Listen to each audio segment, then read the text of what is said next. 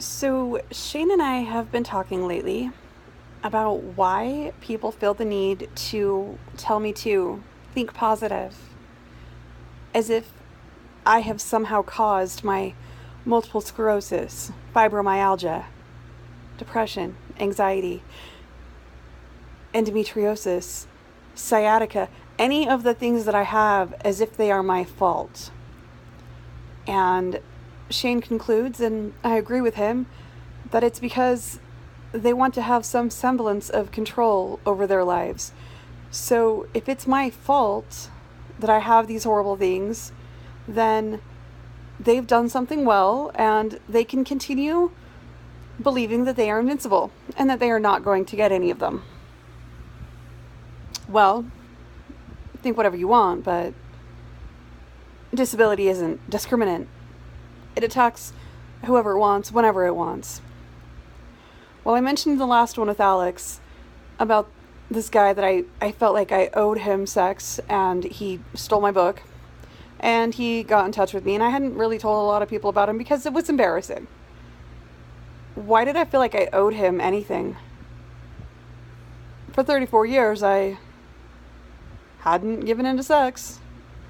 And then I started to, and the first two guys I had actually dated. Not with the title, of course, because that terrifies me. But I'd gone out with on many dates before I slept with them.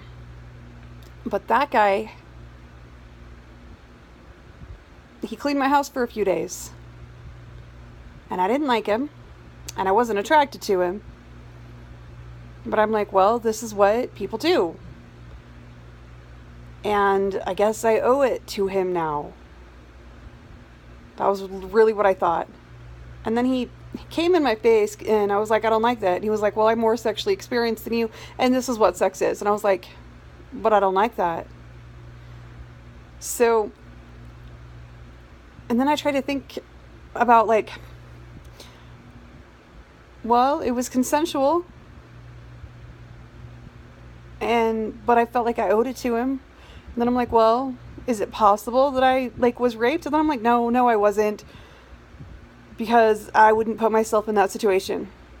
No. When I worked at the treatment center for sex offenders, a lot of the victims did put themselves in that situation. But a lot of times they couldn't get out.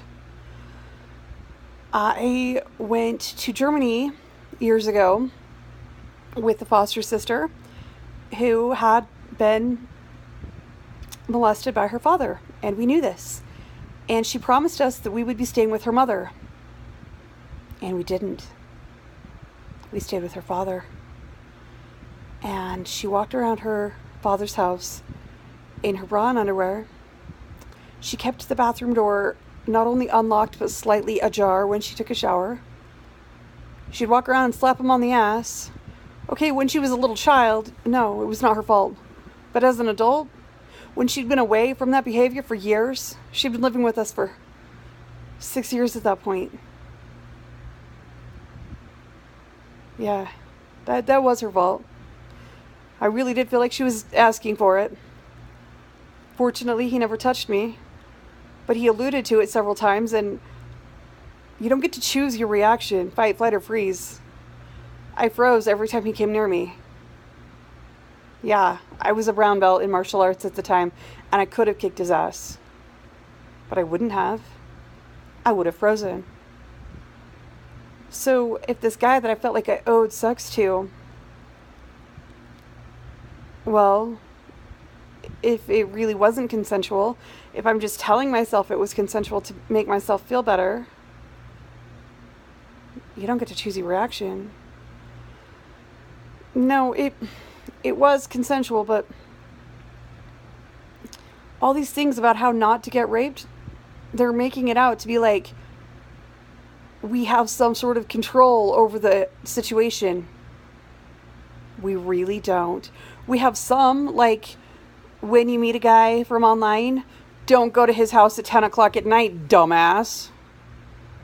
But most rapes are done by someone you know well. So I guess I'm just in a little bit more of a serious mood now that this douchebag is not even a strong enough word for him. I don't even know. Now that he's contacted me again, yeah, I want my book back, and then I'll have no regrets at all. And the kind of poetry I wrote in college was about someone who was promiscuous and did drugs, about the kind of person I wished I could have been. So, if I get my book back, no regrets. Even though I didn't owe him sex, I didn't owe him anything.